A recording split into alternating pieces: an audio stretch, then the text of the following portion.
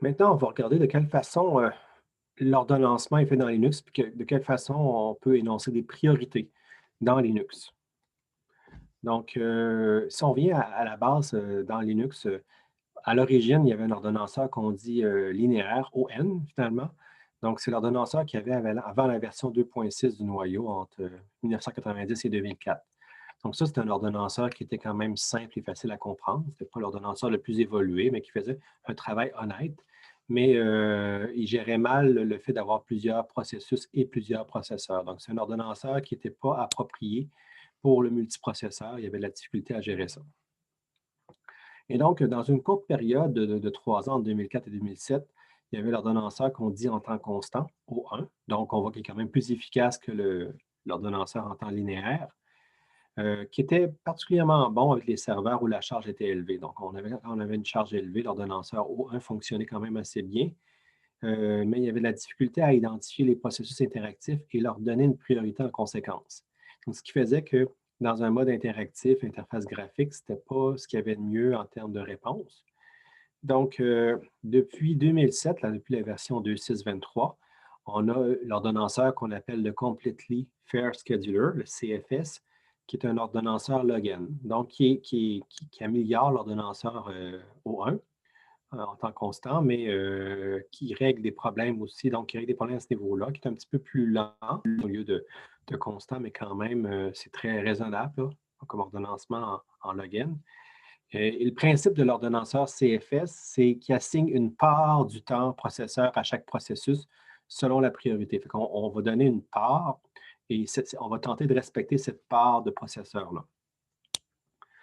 Donc, l'idée, c'est qu'une fois qu'on a assigné une part du temps, donc on va assigner une certaine pointe de temps, on peut dire un certain pourcentage de processeurs à chacun des processus.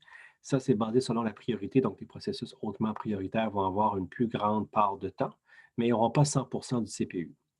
Et inversement, les processus faiblement prioritaires vont avoir une plus petite pointe de temps. Mais ceci dit, si on a seulement quelques processus peu exigeants, même s'ils sont à faible priorité ou il n'y a pas beaucoup de charge, ils vont avoir une grosse part de processeur si nécessaire, mais selon le changement de charge, on va pouvoir réassigner finalement la part de temps. Donc, tout se base là-dessus, sur la part de temps qu'on assigne à chaque processus. Et on va céduler les processus afin de respecter autant que possible cette part de temps-là, sans avoir une garantie qu'on va avoir exactement la même part. On va tendre à respecter cette part-là. Puis pour y arriver, c'est qu'on va varier le quantum. Donc, au lieu d'avoir un quantum d'une durée fixée, comme on pourrait s'attendre avec du round-robin de base, en disant qu'on assigne 50 millisecondes ou 25 millisecondes par processus, on ne va pas le fixer à l'avance, on va plutôt jouer avec ça. On va calculer à chaque fois pour chaque processus la durée du quantum. Donc, les processus vont avoir plus ou moins de temps chacun, selon leur part qui leur est assignée. Pour bien comprendre ça, on va d'abord voir les notions de priorité dans Unix. Donc, il y a une notion de priorité de processus qui existe depuis longtemps, depuis les débuts. Donc, la priorité de base, c'est ce qu'on appelle le NICE. Donc, le NICE, c'est la priorité qui est assignée au processus qui varie entre -20 et 19. Donc, normalement, un processus utilisateur part avec un NICE de 0. Donc, c'est une valeur moyenne. Les processus à -20 sont très prioritaires. Les processus à 19 sont plus faiblement prioritaires, sont peu prioritaires. Fait que la valeur défaut de 0 est donnée à nos processus utilisateurs. Puis, les processus enfants héritent de la priorité des parents, si je me rappelle bien. Normalement, dans un processus, on peut augmenter le nice. Donc, on peut être de plus en plus nice, on peut réduire donc notre priorité, mais on peut pas, donc on peut augmenter la valeur numérique. Donc, ça veut dire qu'on va passer de 0 à 5, à 10, à 19, mais on ne peut pas la réduire. Le chiffre, on ne peut pas le réduire. Ce qui veut dire qu'on peut abaisser notre priorité effective, mais on ne peut pas l'augmenter. C'est seulement root, donc l'utilisateur système, qui peut réduire les valeurs de NICE, qui peut réduire le chiffre, donc augmenter la priorité assignée à chacun des processus. Donc, pour modifier la valeur du NICE dans un processus courant, il y a une fonction qui s'appelle NICE, tout simplement, où on va pouvoir l'appeler avec une valeur entière qui va être un incrément. Donc, ce n'est pas une valeur spécifique, c'est plus d'assigner un changement de valeur. On va faire un plus INC ici. Donc, INC, c'est l'incrément à la valeur actuelle.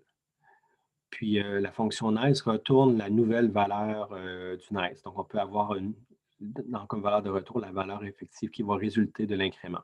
Donc, on peut appeler nice avec comme valeur 0 pour obtenir la valeur actuelle. Donc, on ne modifiera pas la valeur actuelle. Et après ça, à partir de cette valeur-là, si on dit bon, on est à 5, on aimerait peut-être augmenter à 15, on va faire un incrément de 10, fait que ça va nous amener de 5 à 15 directement.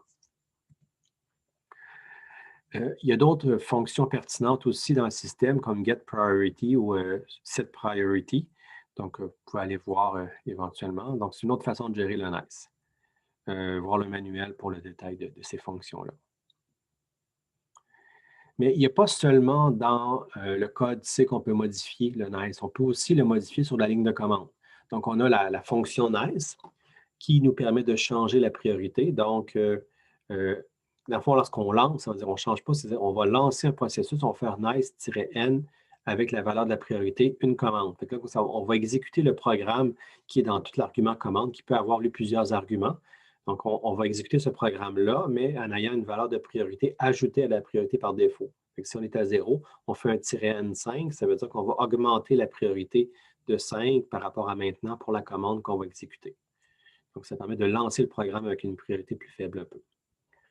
Il y a aussi la fonction renice qui, elle, va changer la priorité d'un processus existant. Donc, ce n'est pas pour lancer un processus, c'est pas pour lancer un processus avec une certaine priorité, mais c'est pour modifier la priorité, le nice, d'un processus actuel qui est identifié par le PID, le processus ID.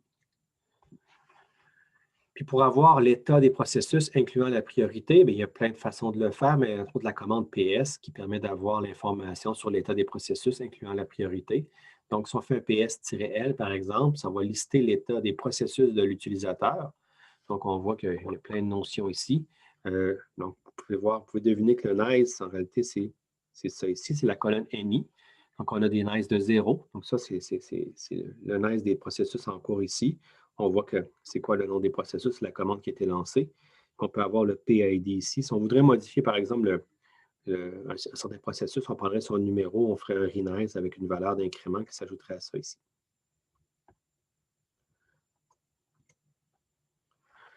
Donc, si par exemple, on aimerait lancer le processus en changeant sa valeur, mais aussi on va faire comme on va lancer la commande PS-L, mais on va la lancer avec un nice de plus 5 par rapport à la valeur par défaut qui est 0. On voit que le PS est lancé et que le nice est de 5 ici.